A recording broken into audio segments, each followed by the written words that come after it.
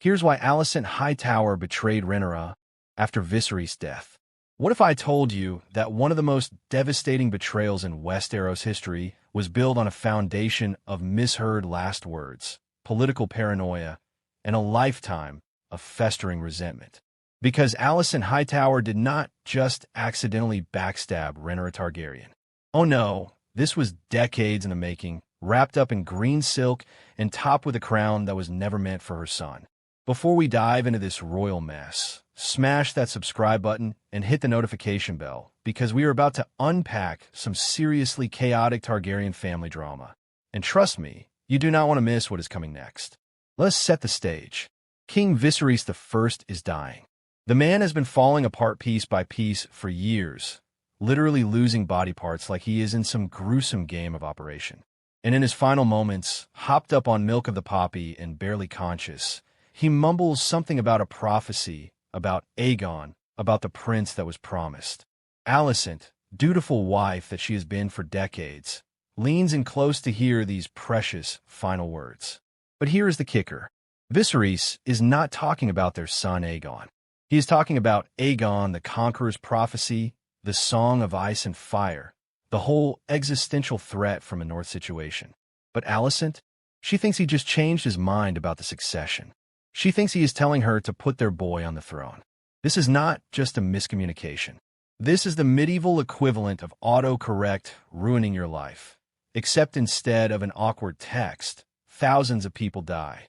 But let us be brutally honest here.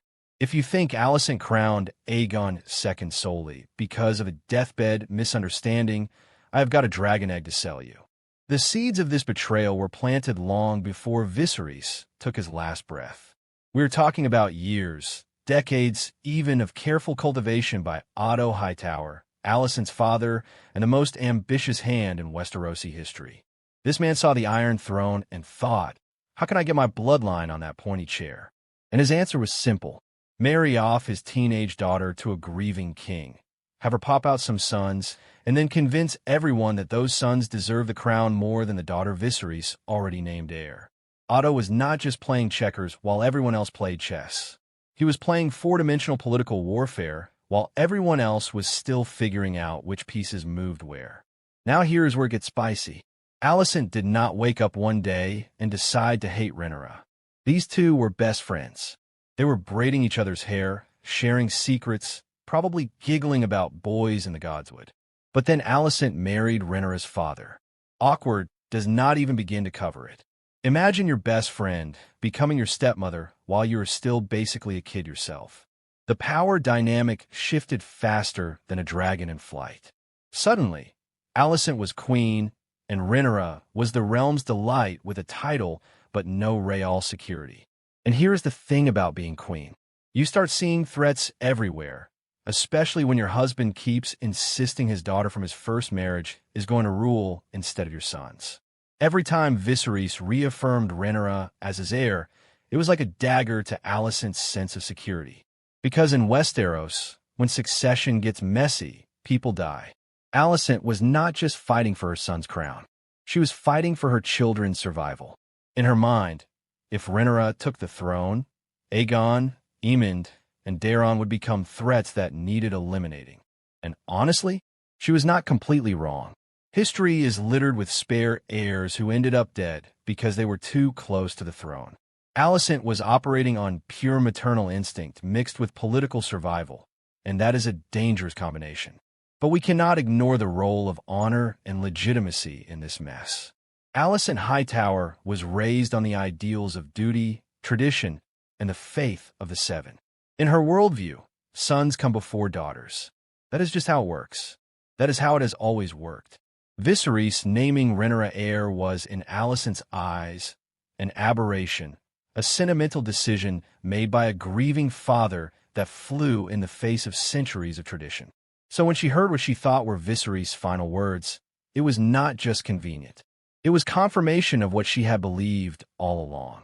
That Aegon was the rightful king, and Rhaenyra's claim was nothing more than her father's stubborn refusal to follow the rules. And then there's the small matter of Rhaenyra's children, those strong boys. And when I say strong, I mean strong, as in Harwin Strong, as in definitely not Rhaenyra Velaryon's biological children. Everyone knew it. Everyone whispered about it. But nobody could say it out loud without losing their tongue, thanks to Viserys' willful blindness. Alicent saw those dark-haired boys and saw living proof that Rhaenyra was unfit to rule. In her mind, Rhaenyra had not just bent the rules. She had shattered them, committed treason, and expected everyone to pretend her obvious bastards were legitimate heirs. Every time Alicent looked at Jacaerys, Lucerys, and Joffrey, she saw her own sons being passed over for children born of deception and scandal. The tension between Alicent and Rhaenyra had been building for years, bubbling under the surface like wildfire, waiting for oxygen. There was the incident with Aemond losing his eye, where Alicent literally grabbed a knife and went after Lucerys herself. There was Rhaenyra's casual disregard for the rules that Alicent followed so carefully. There was the fundamental difference in how they saw the world. Rhaenyra believed she could break tradition and remake the realm in her image. Alicent believed tradition was the only thing holding the realm together. Two women, both convinced they were right, both unwilling to bend, heading toward a collision that would tear the realm apart. So when Viserys died, Alicent did not hesitate. She had Otto and the small council on her side. They locked down the Red Keep, rounded up anyone loyal to Rhaenyra, and crowned Aegon before Rhaenyra even knew her father was dead. This was not a spontaneous decision made in grief. This was a carefully orchestrated coup that had been planned for years, just waiting for the right moment. The Misheard last words were not the cause of the betrayal. They were the excuse, the justification, the final piece that allowed Alicent to do what she had been preparing to do all along. And here is the tragic irony. If Alicent had just reached out to Rhaenyra, if they had communicated, if they had remembered the friendship they once had, maybe, just maybe, the dance of the dragons could have been avoided. But pride, fear, ambition, and years of resentment had built a wall between them that no amount of talking could break down. Alicent saw Rhaenyra as a threat to her children. Rhaenyra saw Alicent as a usurper and a traitor. And the realm burned because two women who once loved each other could not find a way to coexist. The betrayal of Rhaenyra was not about one moment or one misunderstanding. It was about power, survival, tradition, and the impossible position Westeros put women in, forcing them to fight each other instead of the system that pitted them against each other in the first place. Alicent thought she was protecting her family and upholding the. Thanks for watching. And may your family feuds be slightly less destructive than the Targaryens.